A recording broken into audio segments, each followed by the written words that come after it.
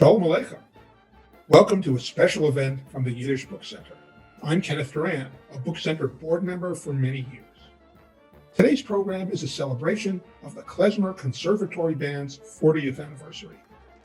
The Klezmer Conservatory Band, often known as the KCB, has been a leading voice in the world of klezmer music and Yiddish song, promoting the appeal of Jewish music to audiences worldwide.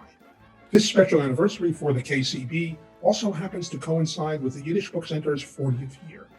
For the occasion, I'll be speaking with the Klezmer Conservatory Band's founder and leader, Hankus Netsky, and the Yiddish Book Center's founder and president, Aaron Lansky.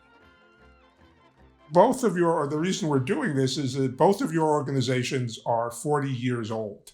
Is this a coincidence, or was there kind of something in the air that meant that 40 years ago these things began? Yeah, well, first of all, I just want to say to Hankus, Mazel Tov, 40 years, it's something, it's amazing, what a journey it's been. And I also should point out, not only are we both celebrating our 40th anniversary of our respective enterprise at this point, but also that Hankus founded the Klezmer Conservatory Band and I founded the Yiddish Book Center, not only a month apart, but 90 miles apart. So that's quite an extraordinary phenomenon, and I'm not sure I can fully explain that one. People used to say we even looked alike. That was back when we both had full heads of curly hair. Now only one of us has that.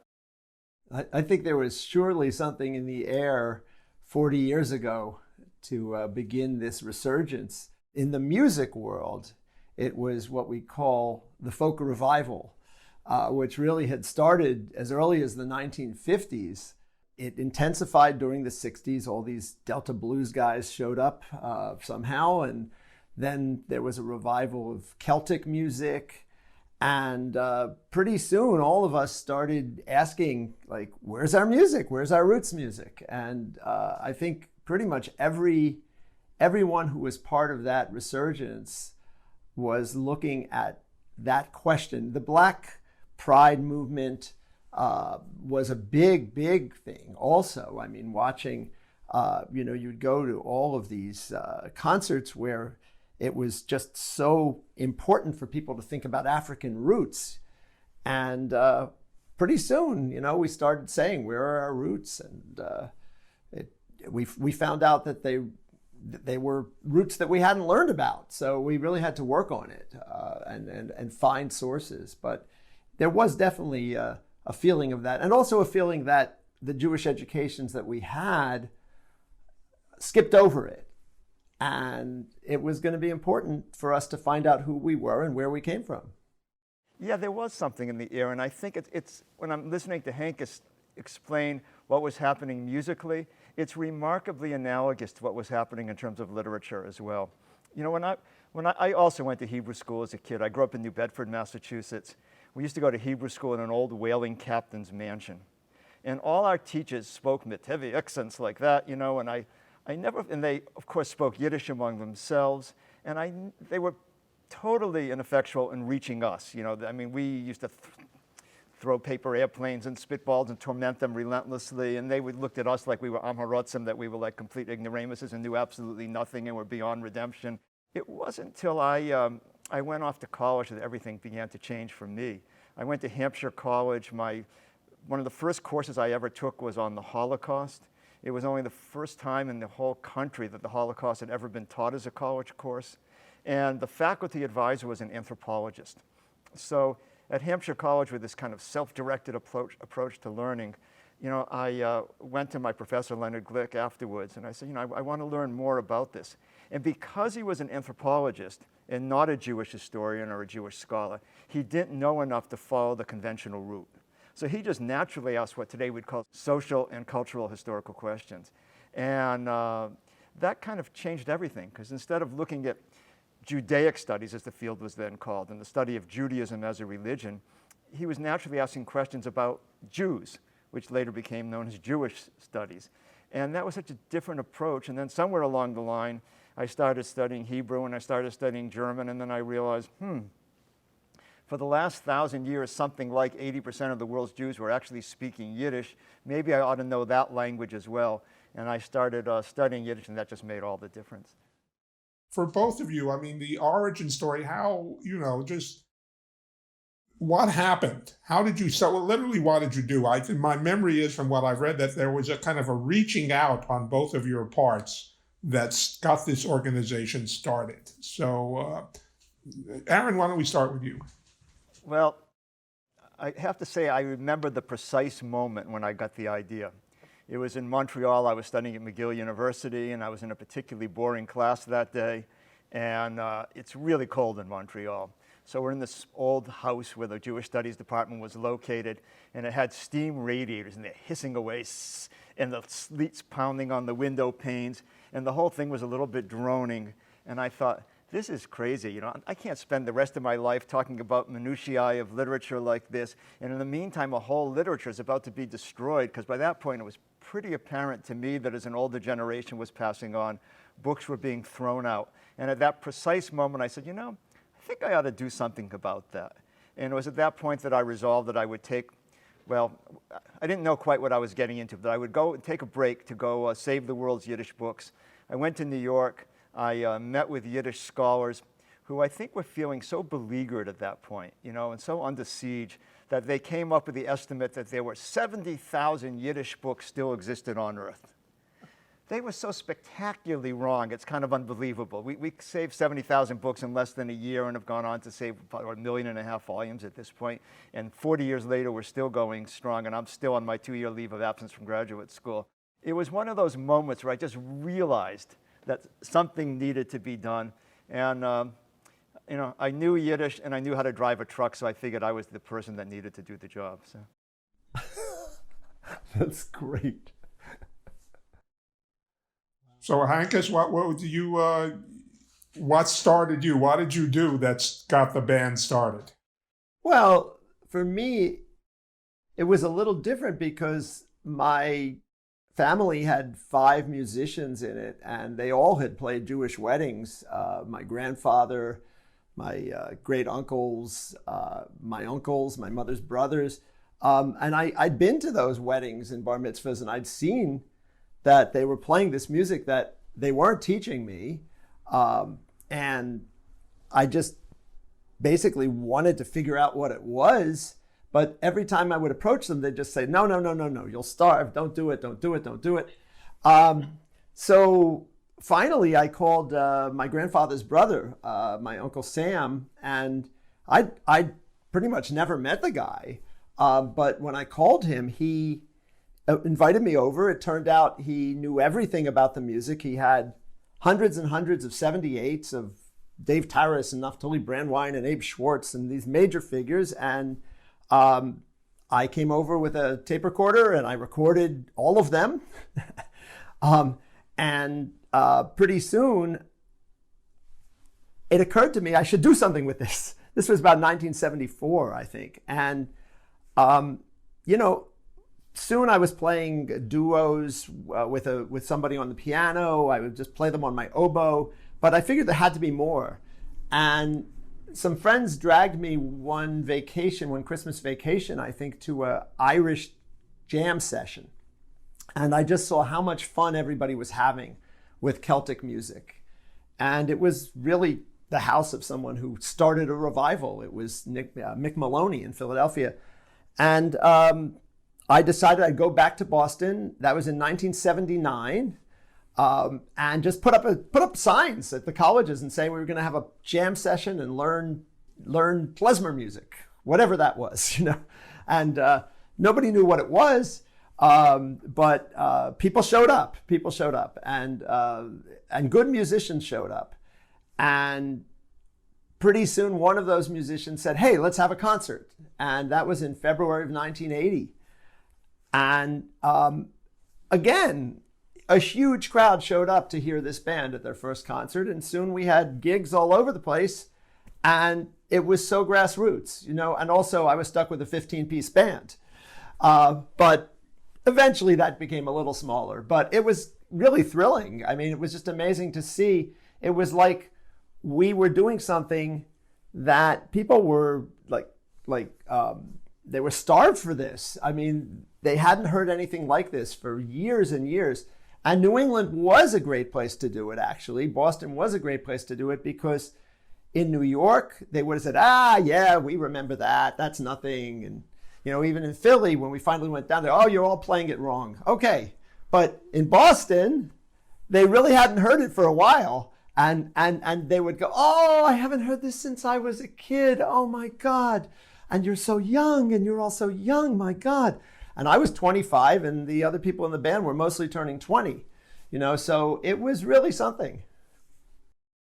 How did it, one of the things that I read, there's a quote about this culture, the culture of Yiddish, was on life support, which I think is a wonderful phrase. How did it get so bad? Why was it on life support? Oh, I think for that there are a number of fairly obvious answers. I mean, as recently as 1939, there were 11 million Yiddish-speaking Jews in the world. Half of them were murdered in the Holocaust. Many writers, intellectuals fled into the Soviet Union, where increasing persecution throughout the 40s. Excuse me, it was already really bad in the 20s and 30s, but then it got really bad in the 40s. And then, of course, by 1952, Stalin ordered the execution of all the country's major Yiddish writers on a single night. Israel, the great hope of the Jewish people, the only problem was it was predicated on this idea of negation of the galut, that the diaspora had been an aberration and we had to create something entirely new. And then in America seemed to offer promise, but the promise was one of religious freedom. That was in the Constitution. But that didn't necessarily mean tolerance for differences of culture and of language. And so I think Yiddish was what was sort of thrown out, especially after the Second World War. The Jews started moving into the suburbs. They left those dense Jewish communities of the cities that had Yiddish theater and Jewish restaurants and all that, moved into the suburbs, and they sort of reinvented Jewishness along a Christian model. I don't mean Christian content, I want to be clear about that, but a Christian model in the sense that it became religion divorced from culture. The only problem was they threw away the best part of it. The part they literally threw away wasn't just 1.5 million books. It wasn't just a whole musical, tradition. It was everything. It was the whole who Jews were and what they had been doing for a few thousand years. The whole amalgam of that sort of got thrown out. And if it didn't get thrown out completely like the books did, at the very, very least it got swept under the rug and it was kind of hidden and stuff and you weren't supposed to talk about these things. I remember, Kenny, when I started the book center and I went to these Jewish executives in New York, looking for financial support. And one after the other, they would sit across from these desks like the size of aircraft carriers, They're all men in those days, of course. They're all wearing suits and ties.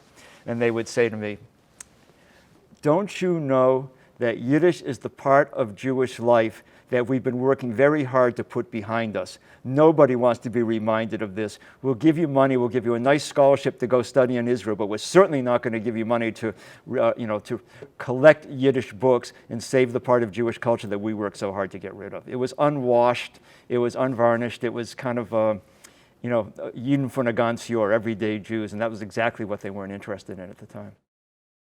Yeah, I would add to that in the Jewish community, ever since they got to America, of course, Aaron mentions the focus on Israel and how Israel had to be something different. But, in the US, it was as if they had to make some kind of choice. It was like either or, and that was just not true. You could love Israel and still love Yiddish. You could love Israel and still love this music and the folk song and the Yiddish theater. It wasn't an either or, but in fact, it was set up that way in the Jewish community. And if you look back at Solomon Schechter, who was major figure, he was determined. He said in a speech in 1906, we can get rid of Yiddish in one generation. We can completely get rid of this. You look at, even Mordechai Kaplan said, a Jewish culture will not develop until the Jews are in their homeland. It got so bad by the 50s, Zvi Engelman, who was the research director of the Board of Jewish Education in New York, he would say, I think the quote is, we need to learn from the great, brilliant idea of Zionism, but here's how he stated it. He said that our children need to learn the glory of Israel. They need to learn about the glory of Israel and not the failures of our Jewish past. And really, that was the education we got. It was as if the Jewish past was a failure. And, Aaron and I were both there at the moment where the principal came in and said, okay, we taught you Good Shabbos and Abba and Ima. From now on, it's going to be Shabbat Shalom. And Mazal Tov. Yeah. Mazal Tov. Yes. So, I mean, it really was it was very deliberate. It was very, very deliberate. It's very funny, actually. I was playing an Israeli song, Hava Netze B'Machol, for my class the other day. We were talking about this whole issue of the resurgence. And one of my students pointed out that the song was stolen from a klezmer tune. And I had never even noticed, that in fact in these Israeli folk dances, I mean, that's all those guys knew. But they set it to a different beat and they had different instruments and they took out all the virtuosity and all the really cool stuff. One of the things I wanted to ask, because I know it's something that you both feel passionately about, I mean, at some points there are aspects of the culture at large that has treated Yiddish as, with kind of kitsch, kind of with nostalgia. And this is, anathema to the way both of you approach this. And I'd like you to just deal with that a little bit. So when we started, there was nothing but nostalgia. It was really interesting.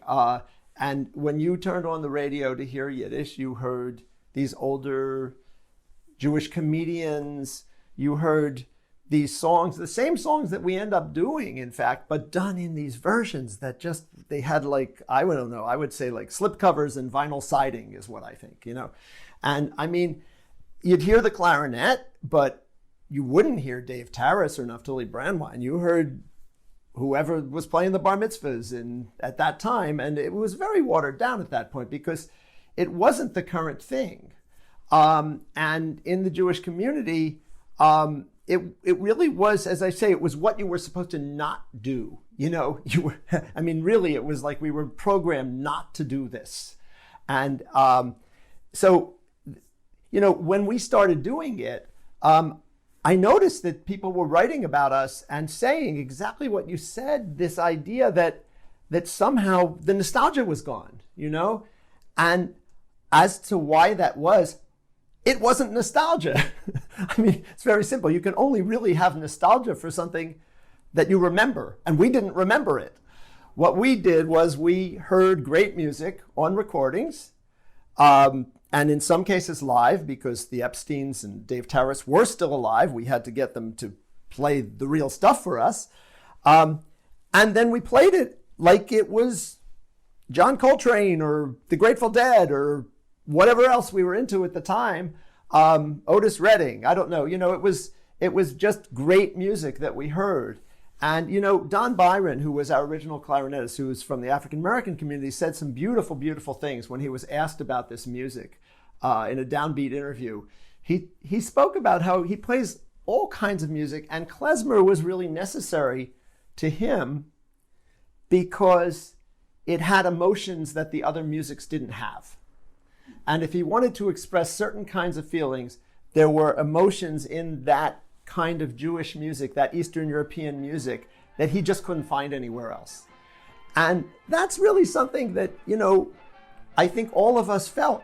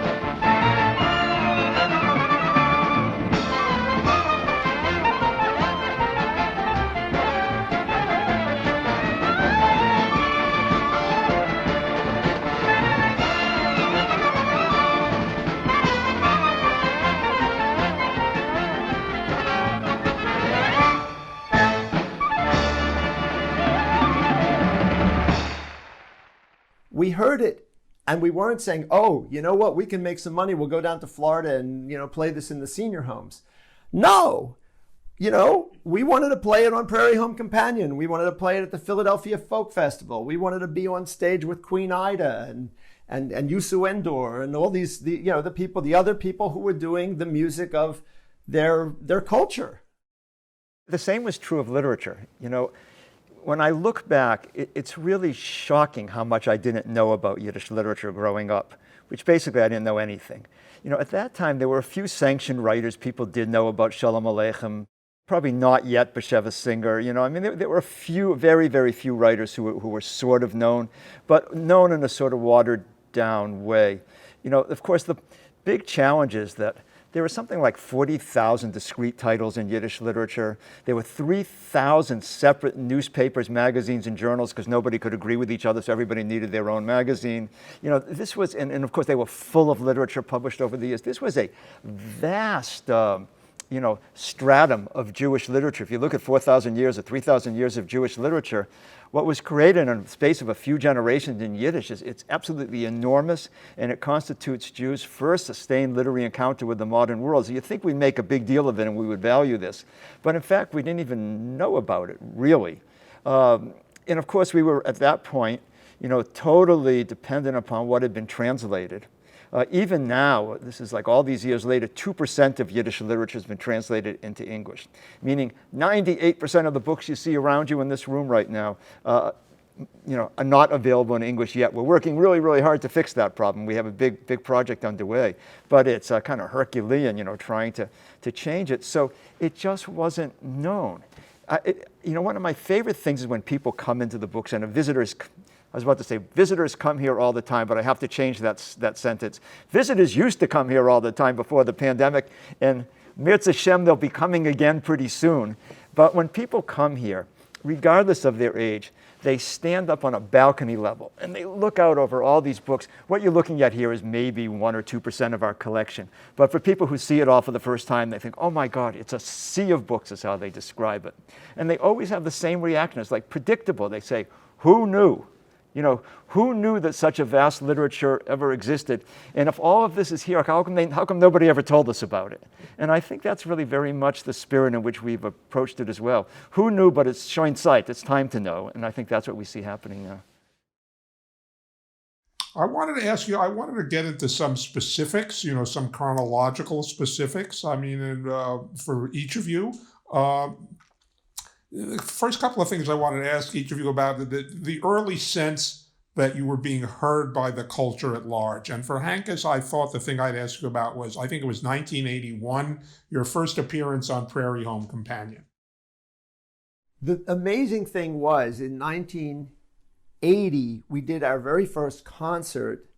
And, it's funny, we were all musicians in the band, but there was one guy in the band, a guy named Marvin Weinberger, who had been a law student at Boston University, very, very good violinist. And he was violin number 3 in our band. We had 3 violinists in the band at that time. Marvin Weinberger calls me up and says, there's this show, Prairie Home Companion, and they have all kinds of folk music and ethnic music, and they're coming to Boston. I had no idea. I'd never heard of the show. He said, that tape that you have from our first concert, send it to Garrison Keillor. Who's Garrison Keillor? Okay. I found out very quickly. I started listening to the show, and I sent a tape to Garrison Keillor, and I thought, this is just a shot in the dark. There's no way anything's going to happen. And 3 weeks later, he called us. He called me. He said, that tape you sent me knocked my socks off. I think that's exactly what he said. And he said, we got to have you on the show. And I said, that's amazing. Well, it's wonderful. Sure. Jordan Hall, I know it well. I work there. That's at New England Conservatory where I teach. And it was a show with Gene Redpath was on that show, Billy Novick and Guy Van Duzer, Joe Val and the New England Country Band. It was an amazing group of people he already had. And he immediately put us in. He felt like we've got to have this band on there. And we were on there, I think 12 more times at least over the years.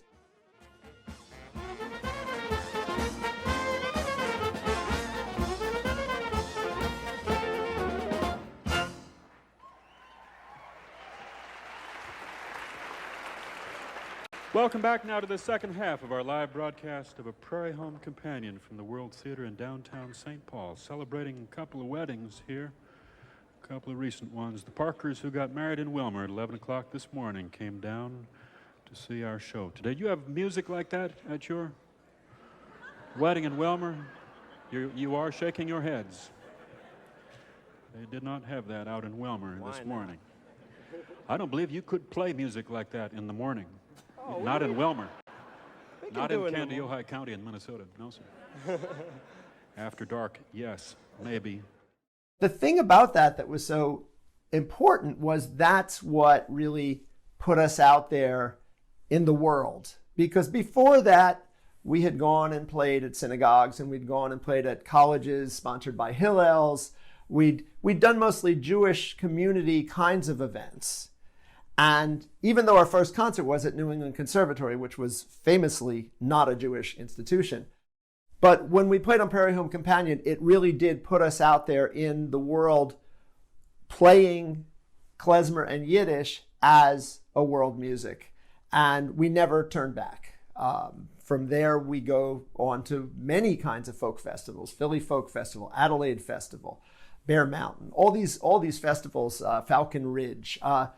And from then on, we were part of the folk scene. And that was really interesting because we were always the only Jewish act that was part of that scene, except Theo Bickel. He would be the only other one sometimes. And that eventually became, for me, I worked with him for 15 years, but there were very few people who understood that this was part of a larger fabric. Certainly not in the Jewish community. In the Jewish community, it was as if no one else will be interested. And as soon as we did Prairie Home Companion, I really have to thank Marvin for getting us out there. Aaron, the thing I wanted to ask you about, which felt to me in a similar vein during the 80s, was when you got a MacArthur grant, which I thought was really kind of, I remember when I heard that it happened, I said, wow. I said exactly the same thing. That's good. When Bashevis Singer won the Nobel Prize, he made a wonderful speech, and he said, the Anerkennung von, he says, the recognition of me, he said, it's not really what it's about. It's really a recognition of Yiddish and everything that Yiddish stands for. And I felt exactly the same way. And it sort of put us on the map. It bestowed, the word a hechsher, like a rabbinical seal of approval. It was kind of a hechsher in a cultural sense that said that, hey, Yiddish culture really is important, and there really is intellectual heft and significance to all of this. And that kind of opened up doors that were never possible before that. I can't say the money exactly poured in after that moment, but it did make a gigantic difference in how we were perceived. Now, I wanted to talk a little about, during the 80s, kind of the expansion of both your organizations. Expansion in recognition and reach. Hankus, your first record was in 1981, and you also, there was a documentary in 1986, A Jumpin' Night in the Garden of Eden. So, those, again, your reach is expanding. Exactly. It was just so organic. There was an audience in the Jewish community, but there was an audience in the world, and that was the great thing. It was, that movie came about because Michael Goldman, who was a filmmaker already, went to her sister's wedding.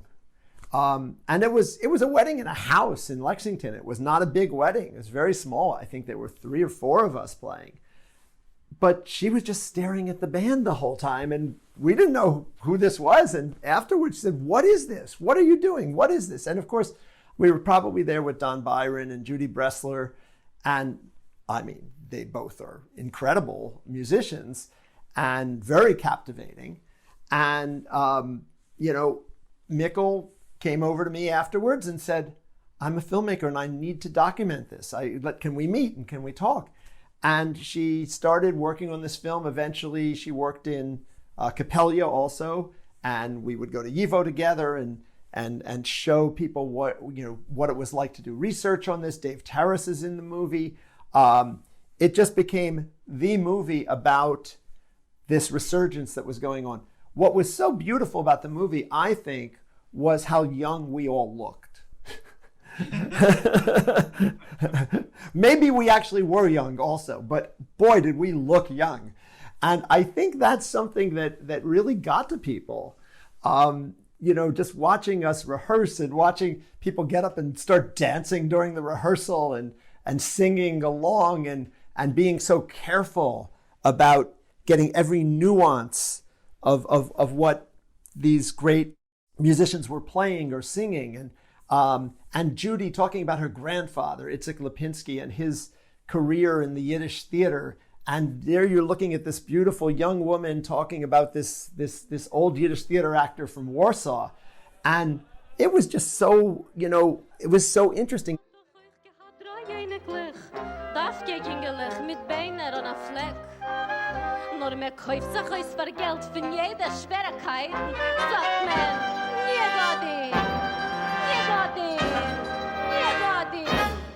Da, du, Meische, und mir fährt ihm von mir weg.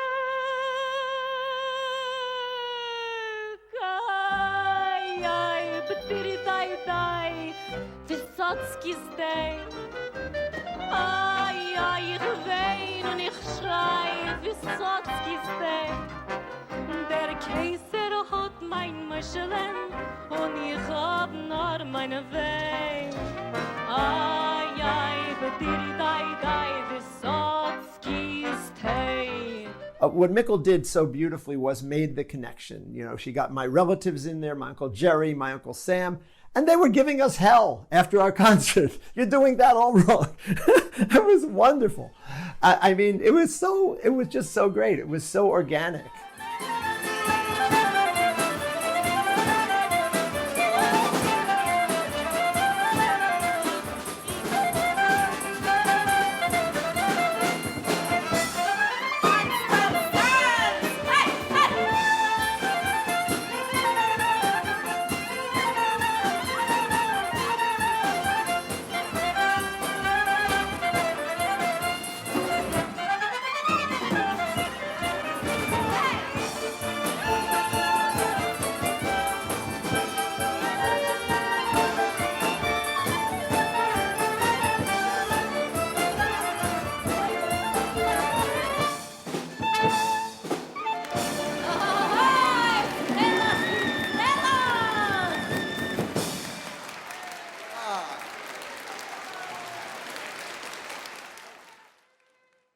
And Dave Taras picking up his clarinet and playing Ich hab dich zu viel lieb, I love you much too much, to his wife, who's there in the room, and they're both like in their late 80s. I mean, oh my God, she got these incredible moments. So it really, it really was a fantastic boost for all of us, and put us in the limelight. And the movie played in a lot of theaters and a lot of places, and it was a prime movie in a lot of film festivals in 1986. So, Aaron, for the Book Center in the 80s, I mean, not only was the membership growing, I mean, you started, I think, in 81, the network of Sammlers to help you gather books. And I think in 86, what became an enormous success, the summer intern program began. So how did those kind of work for you? Well, I got to tell you, in those early days, people used to walk into the book center. We were in an old factory loft and then in a funky old schoolhouse that we borrowed from the town of Amherst before we finally got a building of our own. And I remember people used to walk in and they'd look at all the books and they'd say, oh, I just wish my Bubby and Zadie could be here to have seen all of this. And I remember I'd always sit there and I thought to myself, I don't want your Bubby and Zadie, I want your kids and your grandkids. That's who I want, And it took a while for that to happen. And Hankus can vouch for this because he was our education director for a number of years. And the people who came to us, the young people who came, they're breathtaking, right? Hankus and I are sort of transitional figures. Hankus, if I could be so bold as to suggest that, we stood between two generations in a lot of ways. There was that older generation that had been born into the culture and knew it and sort of thought that they were the end of the road. And then there were the younger people who followed us, and we sort of helped to make that bridge. And if all we did was build a bridge, yasher koyach, more power to us for that. because what's followed is the most gratifying. And that's these young people who now come to study Yiddish in the summertime, who study high school students who come to study modern Jewish literature, 20 to 30-year-olds who learn about Jews in theater or Jews in film or Jews in music. All of these young people who come, they kind of, they're the future. And they're the ones who are, drawing on what we found. And of course, what they create is completely different. When Hankus performs, it's one thing. When Frank London or some of these other younger musicians perform, it's reinvented. I mean, in a lot of ways. But although Hankus, to his credit, has always reinvented it too. But I mean, it's remarkable what follows. So you never quite know what's going to come out of it. But we have no shortage of brilliant young people right now. That's our greatest strength, I think. Good. So anyway, 1990, again, kind of a coincidence. Both organizations had seminal moments in 1990. Hankus, you were in Europe, first European tour, including playing in Germany. So talk about what that was like, both Europe and Germany. Yeah, the fame of the band really got around. I mean, I can remember in 1987 or 88, one of the big breaks was Bill T. Jones, one of the great choreographers, choreographed an entire album of ours for the Boston Ballet, and in memory of his partner Arnie Zane. I remember that. That was a big thing. There were these TV shows we were on. We were on A&E constantly, and we were on these international shows. These broadcasts. With major celebrities, Lou Reed, I remember, and John Hartford. It was really fun. And what happened is word got around, and when the Europeans producers were looking for who they should bring to play major festivals, and they looked at us. We had already by then I think at least 5 recordings out, maybe 6. And so they were getting around the world. We'd even gone to the Soviet Union, some of us. And when we got to the Soviet Union, these were like, Jews who were refuseniks. And I remember knocking on a door, and somebody comes to the door and has a cassette tape in his hand. And he says, "Do you know these guys? You're from Boston, right? Do you know these guys?" And we go, "We are these guys." So word had gotten around. And Manfred Lem, who was a East German folk singer, had recorded all the works that he knew of by Mordechai Gebirtig, who was one of the great Yiddish folk singers.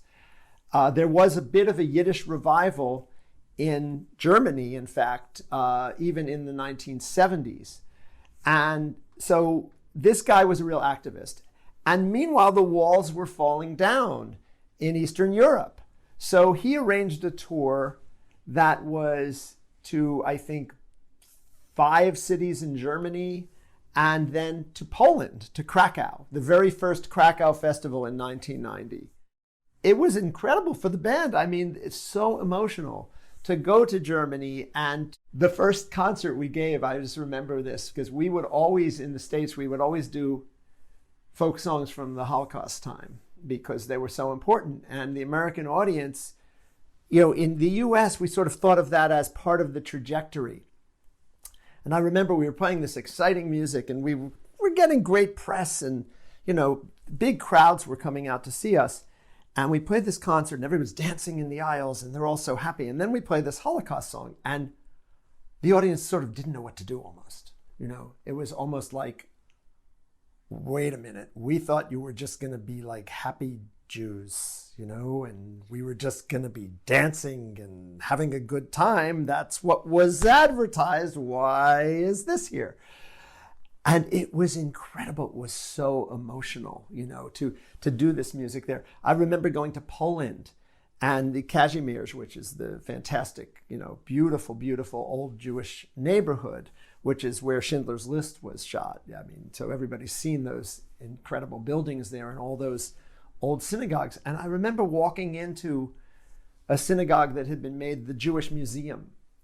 And we walked in, and it just felt like we were representing some sort of people that had been somehow extinguished. That we were. It felt much more like I never felt so much like we were like. I sort of felt like this is how Native Americans must feel. This is how American Indians must feel, that their culture had been destroyed and this is what's left in it. And you go to a museum of your culture, and I just kept thinking, these are synagogues. These are not museums. How are these museums? And then we would play. I remember in Krakow, the very first concert we did in a movie theater, and we got 3 encores in that concert. And after the third encore, these women came up with flowers and these little rabbi dolls in tubes, in glass tubes. My brother dubbed it Reb Yid in a can. Wasn't Prince Albert. It was a Hasidic Rebbe behind glass. And, they hand them to us, and I'm like looking at this thing like, thank you. I think, I mean, it was kind of amazing. But as things opened up over the years, Krakow and Berlin and Amsterdam became the centers really of the resurgence. So going there at that time really set that whole thing in motion. And now there's probably a bigger community doing Yiddish music in Berlin than anywhere else in the world.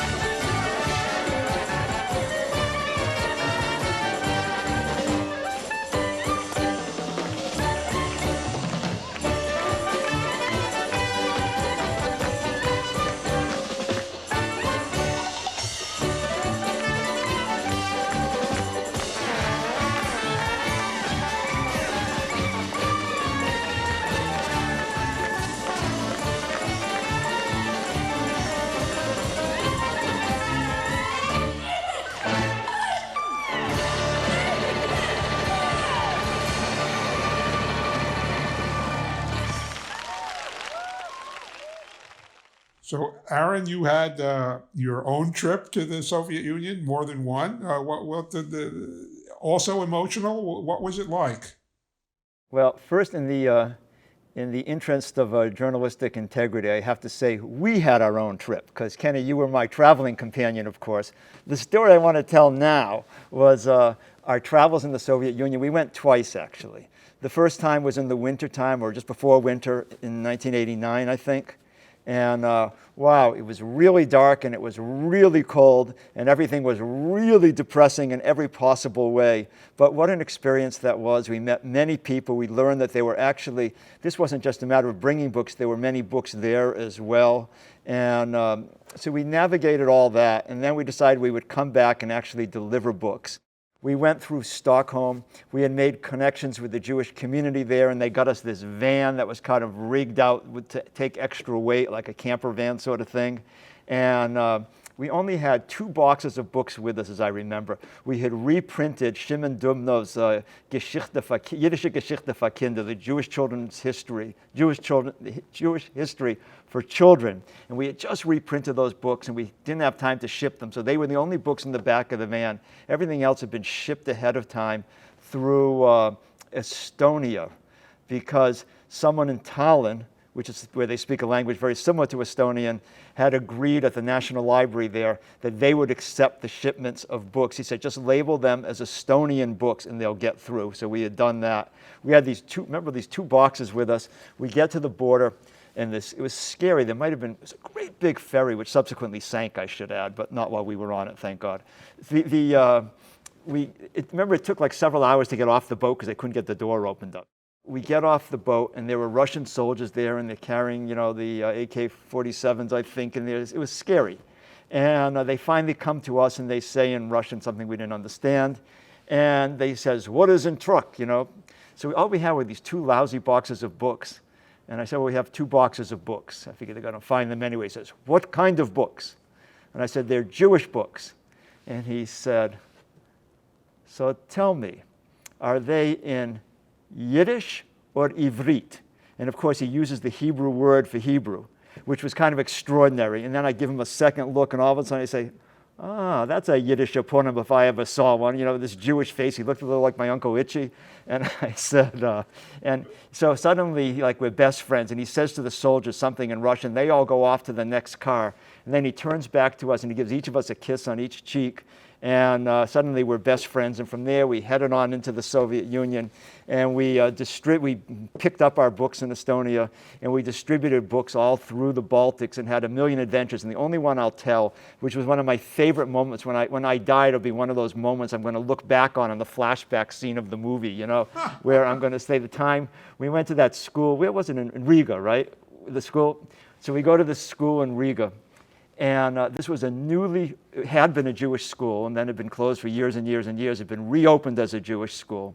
And all these beautiful young people are there, and they're all there to help us unload the truck that day, because we're bringing books for them to use in their classes, because that was the one thing they didn't have were Yiddish books. Well, one of the other things I wanted to ask both you guys about is that, you know, as time went on, you both collaborated with what I've called a bold-faced names. You know, celebrities, well-known people became involved with both your organizations. And Hankus, I'll start with you. First, Robin Williams, and then Itzhak Perlman. That's right. So in 1991, I was asked to do a score for a children's cartoon narrated by Robin Williams. And I found out later that it was because the artist's father was a fan of my band. And Heinrich Drescher is a brilliant, brilliant artist, was doing all of the artwork for this company called Rabbit Ears. And he was doing this, and Robin Williams was going to be the narrator, and they didn't know who they should get to do the music. And again, Heinrich Drescher said, well, my dad, he likes the Klezmer Conservatory Band. So I get this call, and I remember they send me this cassette tape of Robin Williams reading the story. It is absolutely hilarious. I was actually going on tour when they sent it to me, and they said, we need this.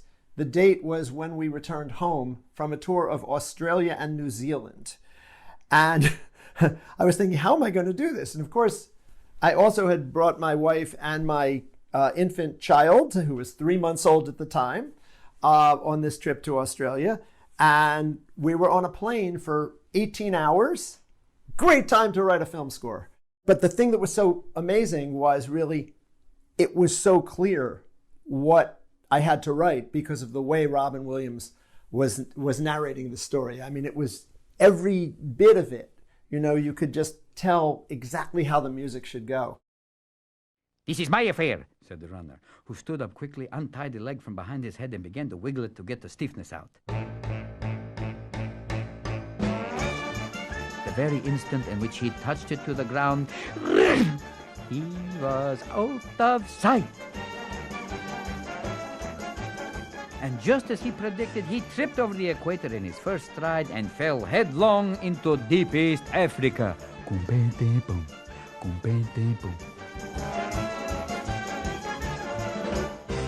When he got up, he immediately retied his leg and began to hop along the equator's length, for he hoped to scout out a nice, handsome piece. Now, as everybody knows who's been there, the equator is a bright blue color with worm-like imperfections here and there, because it's been drawn so many times on a map. When he came upon a part of it that was free of imperfections and was so brilliantly blue that it made the sky look as red as a rose in comparison, he bit off a nice piece the size of a young fig, put it in his pocket, and sat down against a tree to take a nap. Hi, Hankus, and all the players. Congratulations. I'm so happy that you're being celebrated as you should be. I remember being the son of Mickey Katz, you know, the Borscht Gebets, and Ich will gehen, wo die Katschke geht, you know, that song and that world of Yiddishkeit. that when I saw the Klezmer Conservatory Band, I went crazy. I said, I want to be in there. I want to play with you. And God willing, I got my wish. I ended up in Boston. And, but yeah, it was a big concert in Symphony Hall, maybe? Yeah. And then I remember we did a version of Borscht in the mid-90s. Yes, a theater piece. And all the Klezmer Conservatory people were there, and we all got to sing and dance, and I've never stopped loving you. So congratulations. You know, we went on in 1992. Joel Gray came to New England Conservatory for a gala celebrating the 125th anniversary of the school at that time. And we were one of the featured groups along with the New England Conservatory Ragtime Ensemble. And one of the things was we were going to perform with Joel Gray. I'd never met him. I always had thought he was incredible. We'd played his father's music, Mickey Katz's music. But there he was, and immediately we really hit it off. And we did a set together in that concert, and then he asked me to help write a musical. So we did a musical with him in 1994 called Borscht 94, kind of bringing back the whole sort of Borscht Belt Catskills scene of the 1950s that he had grown up with. Soon after that, 1995, 1996, I start working with Itzhak Perlman. And again, it was very funny, I have to say. In the early 1980s, I remember my uncle, this is my cousin's Uncle Sidney, writes me a letter. We just played a concert at Symphony Space in New York on the Upper West Side. And so they lived on the Upper West Side. Uncle Sidney comes and sees the band at Symphony Space about 1983, 84. And he writes me a letter. He says, you should get in touch with Itzhak Perlman. And I'm thinking like, okay, yeah, Uncle Sidney, right. We should get in touch with Itzhak Perlman, right. That's going to happen. Well, turned out that if you wait long enough, Uncle Sidney's ideas turn out into fruition. So 1995, we get a call from the producer of Great Performances, which is a great show on PBS. We went and met with him at the Empire Hotel in New York, and within minutes, he had the violin out and he was jamming with the band. And he went on to make this wonderful film called In the Fiddler's House, which became a special for PBS. And they captured that moment. It's so wonderful, where the band starts playing and he takes out his violin and he's joining in.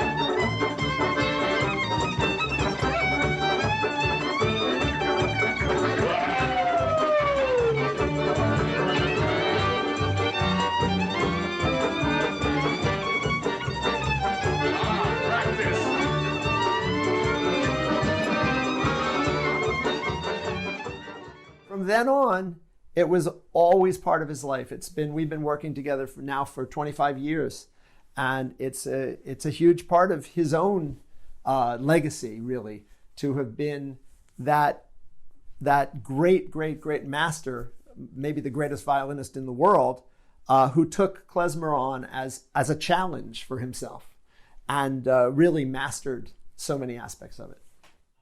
Hi, this is Itzhak Perlman. I would like to send my congratulations to Hankus at the KCB and to the entire KCB crew on their 40th anniversary. I also would like to send my congratulations to the Yiddish Book Center, also celebrating 40 years. I always remember with great pleasure my collaboration with KCB, and I'm hoping to continue to do this in the future. Anyway, Mazel Tov, congratulations on 40 wonderful years to the KCB and to the Yiddish Book Center. So, Aaron, I know that one of the things that happened, a bold-faced name for the Yiddish Book Center was Walter Matthau and the other actors who were involved with Jewish short stories, that program. And also, I wanted to ask you as well about Steven Spielberg and the Yiddish Digital Library.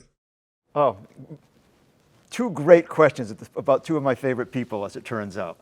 So I can't remember exactly when it was, but we decided to do a series for NPR of 13 one-hour radio shows of stories from Yiddish and other stories written in English and other languages, all read aloud in English by kind of famous Hollywood actors. And Kenny, since you live in LA, you know you don't have to scratch too far for any actor in Hollywood to understand they all speak a little bit of Yiddish, and some speak more than others, and the influences run deep there. So among the many, we had younger actors, older actors. Lauren Bacall read for us. I mean, it was really quite a panoply. But among them was Walter Matthau. So I remember he was recording. We had a producer on our staff named Lori McGlinchey, and she had gone out to LA to work with the actors while they went into the KCRW studios to do these recordings. And I was in Nova Scotia at the time. We have a house up there. And there in Nova Scotia, the phone rings one day, and it's Lori, and she says, "Aaron, I have a problem here, and I don't know what to do." I said, "What's the problem?" She says, "Well, Walter Matthau is in the studio today, and he's supposed to be reading one of the stories from Tevye de Milchike, one of the Tevye stories by Shalom Aleichem." She says, "And I don't even know how to explain this to you. I got to patch you into the control room so you can listen to what's going on, because we don't know how to handle it." So she patches me in, and there's Walter Matthau with that very booming, familiar voice, and he's reading. And then Tevye went in, and then he stops. He says, "That reminds me of a story." And then he goes on to tell his own story. And then he goes another few minutes. "That reminds me of another story." I said, if we released the outtakes from that recording session, it would have been better than the session itself. But that series was actually very telling, because 13 one-hour shows. It went into reruns for 5 years straight on the NPR stations around the country, because every time of the year it comes to fundraising time, they always think of somehow releasing Jewish stories that it might help them with their fundraising campaigns. But I think it's emblematic. There were a zillion people like that, really. I mean, in so many different walks of life, writers and scientists and scholars. And Yiddish is far more ubiquitous than I think most of us realize, or else maybe because of where I sit, I think that everybody in the world speaks Yiddish. It sometimes feels that way, but it's definitely more omnipresent. So Kenny, I forgot to tell you the most important thing of all. When we did that amazing series with all the actors, reading Jewish stories, we needed theme music for it. So whom do you call to get theme music for a series of Jewish stories? Hankus. So I remember, Hankus, you remember this? We drove out to Boston, and we met you at the New England Conservatory, and we were in a studio there, and I remember it was a fairly beat-up upright piano, I think, and I wish you could have been there. Hankus sits down at the piano, and I figure he's going to write a theme for the thing in Fartik, and that'll be the end of it. Instead, he says, no, he has to write a different theme for every single story. Proceeded to read all those stories and write these themes. One doesn't often in this lifetime get to see genius happen before your eyes, but that's exactly what this was. Hankus, it was extraordinary, so much so that we still use those themes for all sorts of other things as well, because that's how good they are and how adaptable they are. And I really got to say, Yasher Koyach for that one. Thank you for doing that. Oh, thank you. It was a pleasure. Steven Spielberg's another case in point. Some years ago, we realized that we really didn't have enough books to go around. You'd think that's ridiculous for some place that's collected over 1 million books. But a lot of the most important volumes were printed on cheap paper, and they were starting to crumble and fall apart because it was cheap acid content paper. So we decided to digitize the literature, to scan everything. When one of the young people on our staff came to me and suggested that we digitize the literature, I have to tell you the truth, I didn't know what the word digitize meant at that time. It shows you how much technology has changed.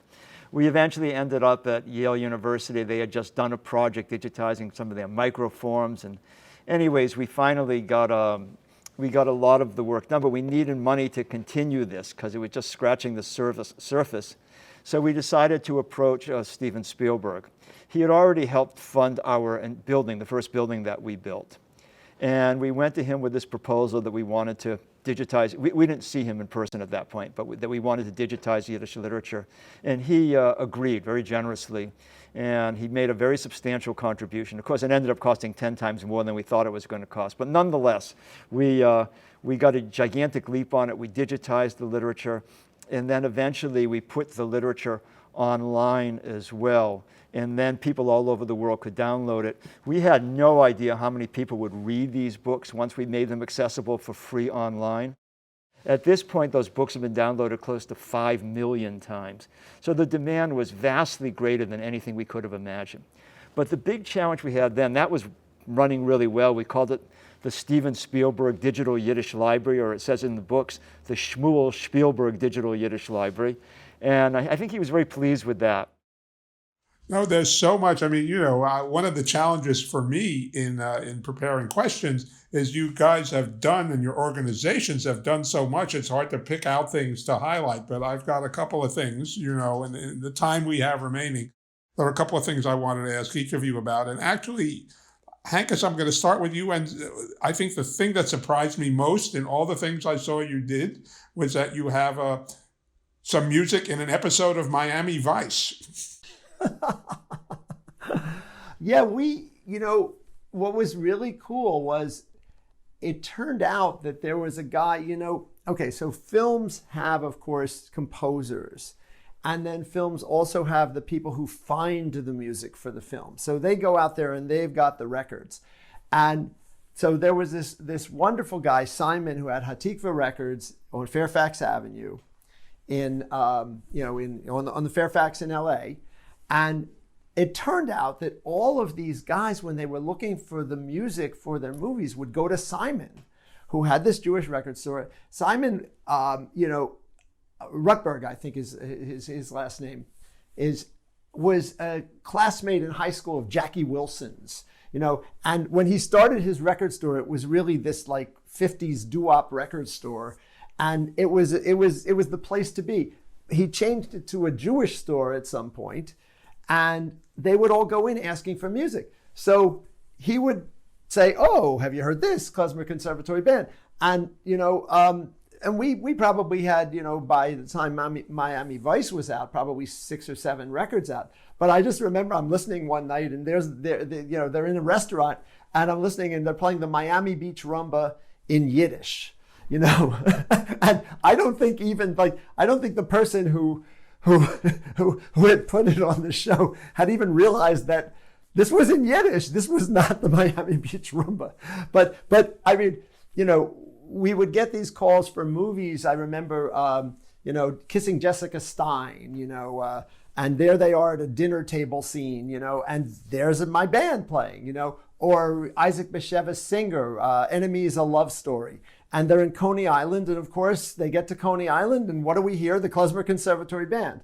So the music got around, and it got around Hollywood because of the people who would, as I say, kind of find the right score for the scene, and those records we were on Vanguard, and we were on Rounder, eventually on Sony and EMI, so they were accessible, and they still get around.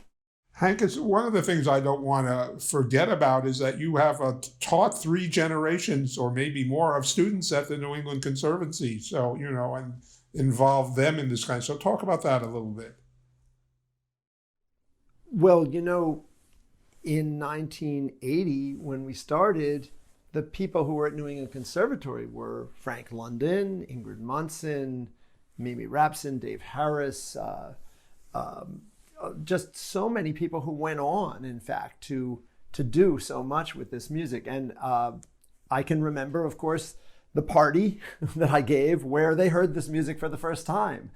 And, they were good musicians, and they were not trying necessarily to do something Jewish. They just wanted to do something that was exciting for their instruments. So what happened is I remember going to the president of the conservatory at the time. And again, most of the people who started out in the band were students at the conservatory. And I said, this is great music. And do you think the conservatory would like to have this as part of their curriculum. And he said, well, if we did this with Jewish music, we'd have to have every kind of music in the world. I said, hey, that's a good idea too. But he wasn't ready to do that. He wasn't ready to do that at the time. This was 1980. And basically, that turned the Klezmer Conservatory Band into a professional band. But then we got a new president in 1981. I went back and I asked the same question. He said yes. So from then on, the conservatory itself became a training ground for people who went everywhere in the world, really, to do this music. And what was so great about it was because this school was a place with no Jewish past, it became part of the curriculum at the conservatory. Mostly Rand Blake, who is still working for me, he's 85 years old, but he had the foresight to say, look, we don't have to have every kind of music. We have to have music that's great music and that our students want to learn. And so this Eastern European Jewish music tradition, the whole world of it, Jewish folk music, Yiddish folk music, theater music, klezmer, Hasidic music, Yiddish art song, all became something that I was allowed to teach at the conservatory, and still to this day, I mean, this Thursday morning, I have a class on Eastern European Jewish music traditions. This tradition has so many things in it, so many unique aspects to it. And I was lucky enough to be in a program that taught oral traditions of music, and that let me do what really mattered to me. And so I'm very grateful that 42 years later, I'm still doing the same thing at New England Conservatory. Aaron, I wanted to ask you about Outwitting History, about the book you wrote that became an enormous success. Oh, thank you for that. This, of course, was like 15 years ago, but I'm very pleased to hear that it still has resonance. Somehow in all those years when I was out there collecting books, I don't know how, but at an extraordinarily young age, I was like 24 when I started, I had this sense that I was watching history unfold before me, that I was encountering people who represented, God, it wasn't just like a world unto itself. They represented a whole epoch of Jewish history. And that their stories, the stories that I was being told day after day after day, 10 times a day at kitchen tables, they'd give me the tea in a glass like old Jews were wont to do, and the Entenmann cakes used to come out of the boxes, and the Luxenkigel would come out of the oven, and then they would sit me down, and after they had arranged the shidduch with their granddaughter, they would then, the match with their granddaughter, then they would, want to talk about the literature with me. And so there were so many stories that I figured, I think I'd better try to capture some of these because this is an historical moment. I probably shouldn't let it pass by. It was years before I even had enough money to buy a tape recorder, but eventually I did. And back then a portable tape recorder was this big, but I schlepped it with me and we would record people. We'd put it down on the table, you'd move the herring and the gefilte fish and the blintzes and everything off to one side, and you'd put the tape recorder down and you'd record them as they told their stories. So eventually I had so many of these stories piled up, and I finally got a camera, and I used to take pictures of, with slides as I was traveling of every time we would collect books, and I had a tray of slides and then 10 trays of slides. And so I started going out on the road because I had to raise money to pay for all of this, and it was really, really grassroots. At the beginning, I literally used to hitchhike up and down the East Coast, and I'd have this slide projector in a kind of fake leather case, and I would hitchhike to different cities, and I would speak at synagogues and community centers and tell all these stories about these preposterously colorful and contentious people that I met along the way. And gradually I said, maybe it's time to start writing a book. But it felt like a weighty responsibility. How do you do justice to that extraordinary generation? And that book found resonance. It won all kinds of awards. It was widely regarded. But not only that, I started going out and speaking about the book.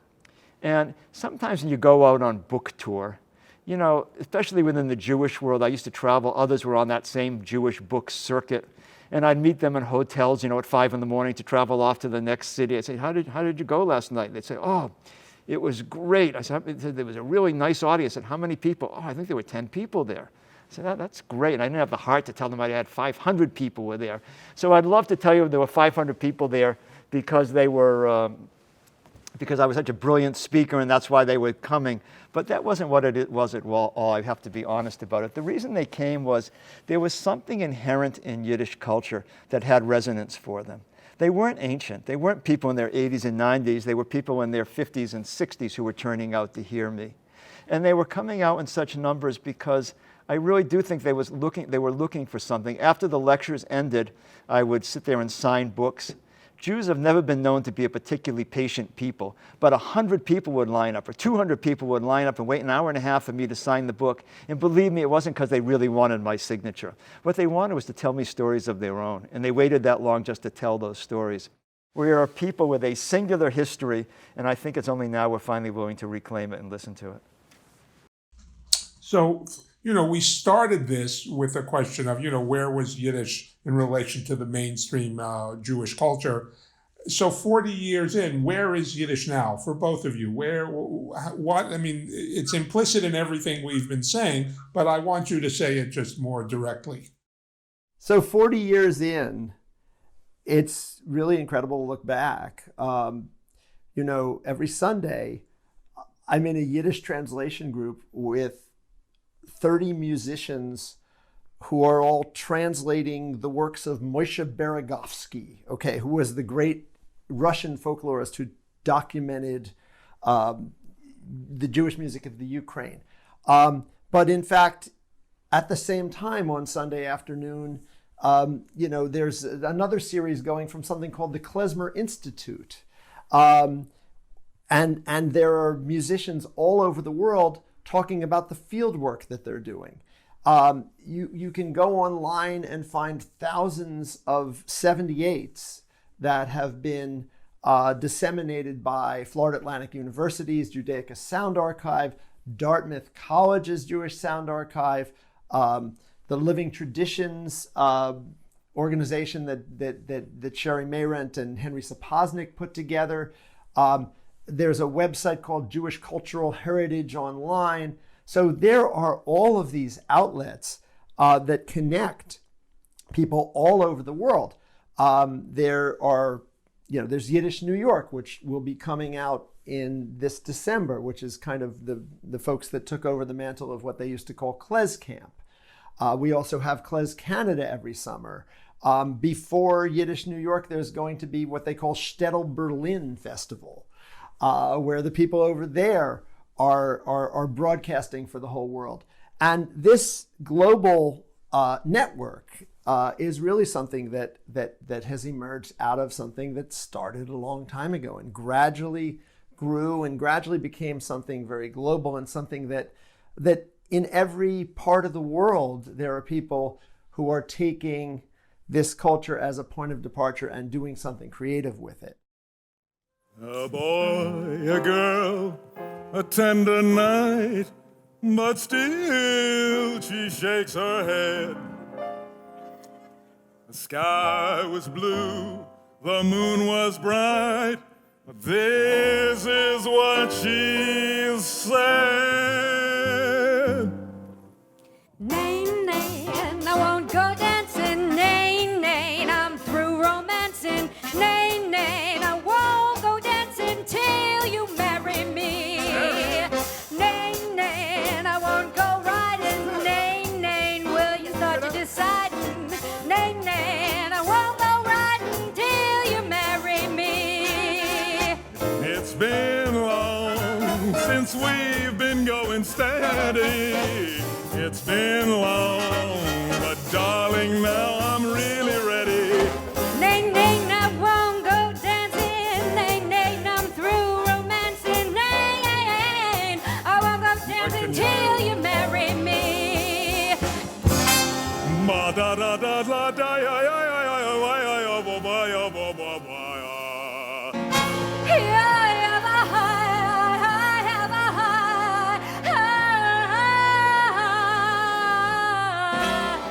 Ba da da ba ba dee, do ya ya ya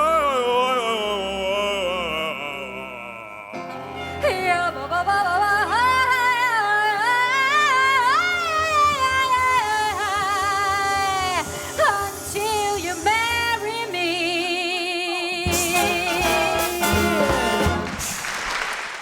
what I would say is that the one place where it's not so clear what the future is the Jewish community.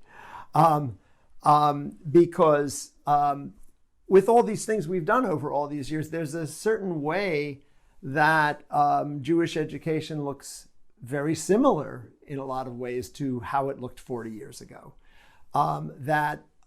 This stuff has happened really in the world, in the mainstream, and I'm very grateful for that. But I have this feeling that if we had not gone out to the rest of the world, we might be playing for seniors in the basement of a shul, in the small auditorium, you know?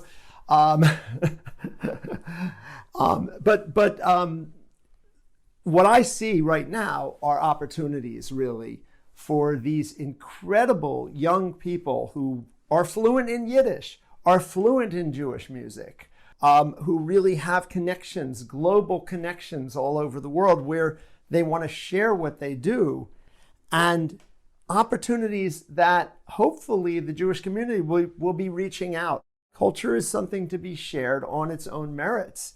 And what I see is a younger generation that's ready to do this and really ready to take this out, not only to the rest of the world, but also to the Jewish community. And I'm hoping that the Jewish community will embrace these people who have rediscovered Jewish music as an entire world of music. Tanz, tanz an gegen mir, ich an gegen dir. Des nimm den Beinen, ich vernehm dich näher.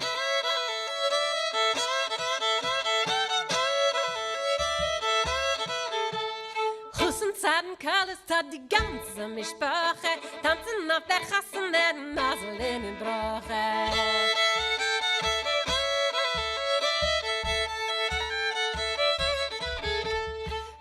Tanz an gegen dir, und ich hab gegen dir. Des nimm den Beinen, und ich vernehm dich näher. Tanz, tanz an gegen dir, und ich hab gegen dir. Des nimm den Beinen, und ich vernehm dich näher.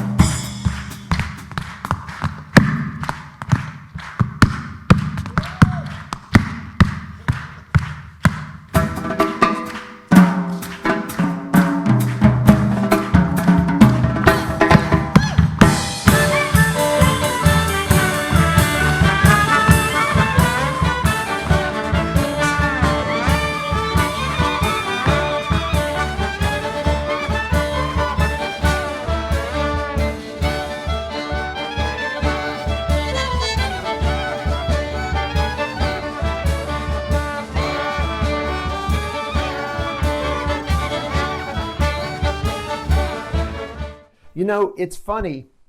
I think when we started, what I saw was very separate worlds of Jewish music.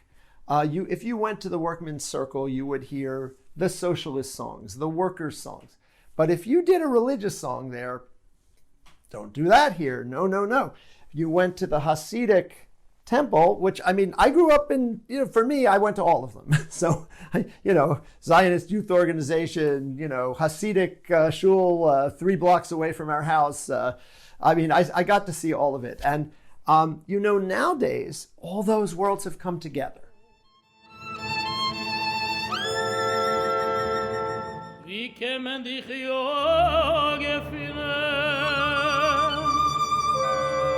und wie kämen dich nicht gefühlen.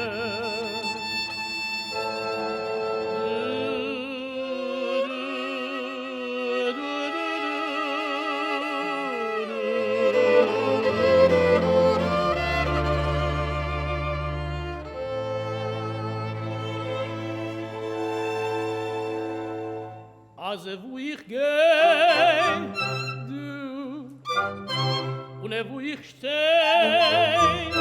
Du, rak du, nur du, wieder du, aber du, du, du, du, du, du.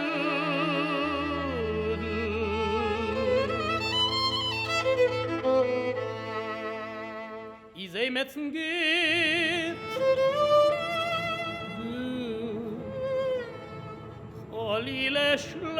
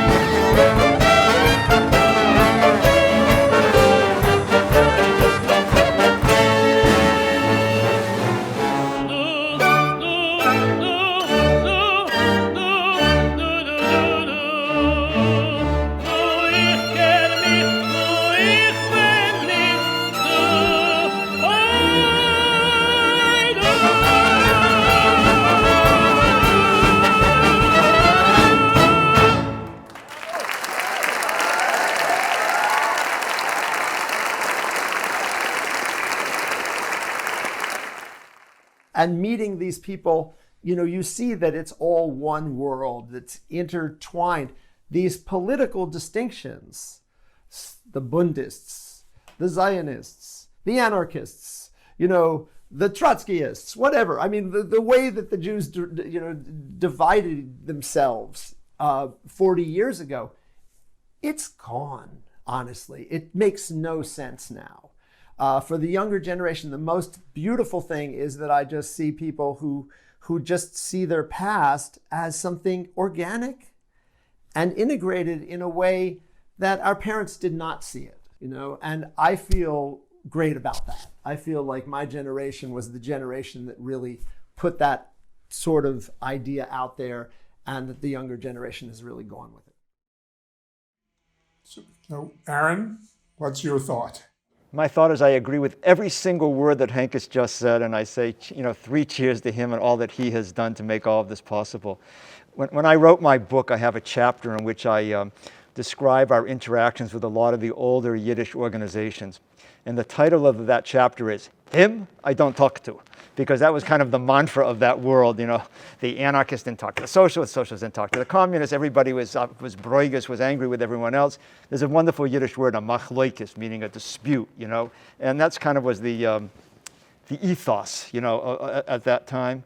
But I agree with Hankus, that's also, 10 minutes ago at this point. It's years ago at this point. The truth is the world has changed. We live in an infinitely more multicultural society, a world that's come to appreciate the strength of its diversity. And I think it's high time that Jews are beginning to realize that as well. So for years and years, Jewish kids see all of this, and they sit down in the cafeteria at school in the dining hall, and people are there from all different countries, and they're talking about their own cultures. And it was only the Jewish kids that didn't have what to say because they didn't know enough about their own culture to be able to do that. How many Jewish kids could talk about my literature, our literature, in that way? That's changed dramatically, though, over the years. And like Hankus, the students that we see here now are just brilliant. They're extraordinary. First of all, they're really rigorous. They take their studies extremely seriously.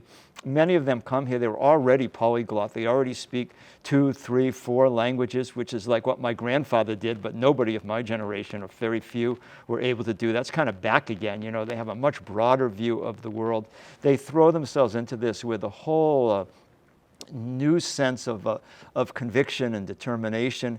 They are reinventing things in ways that wouldn't have been possible years earlier.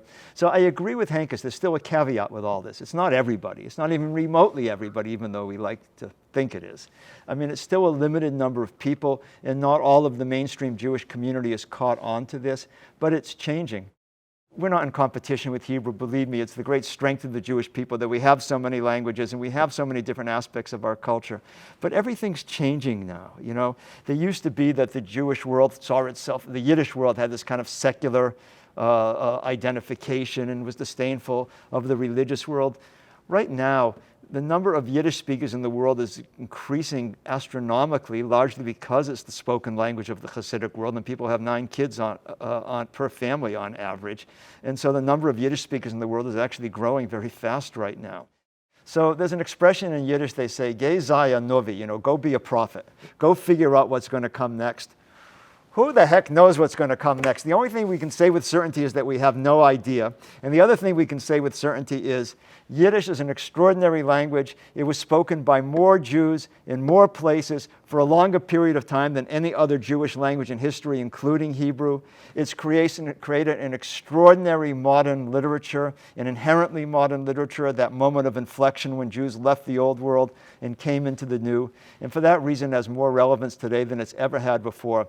And all I can tell you is, after 40 years, I am not the least bit worried about the Jewish future right now. Well, if there is a better place to end, I can't imagine it. So why don't we stop there?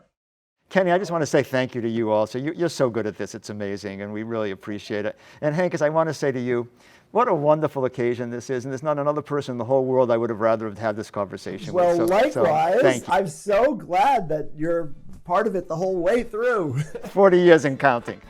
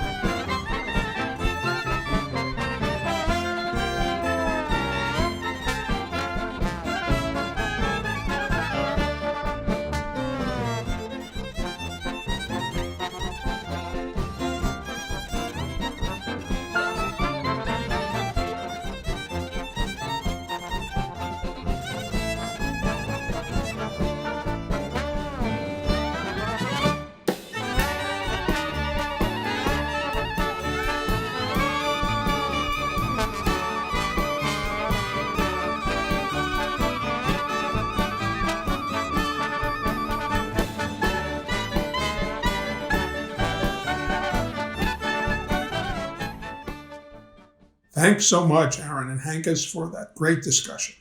And mazel tov to you both for 40 years of this amazing work. Thank you as well to everyone who tuned into the program today.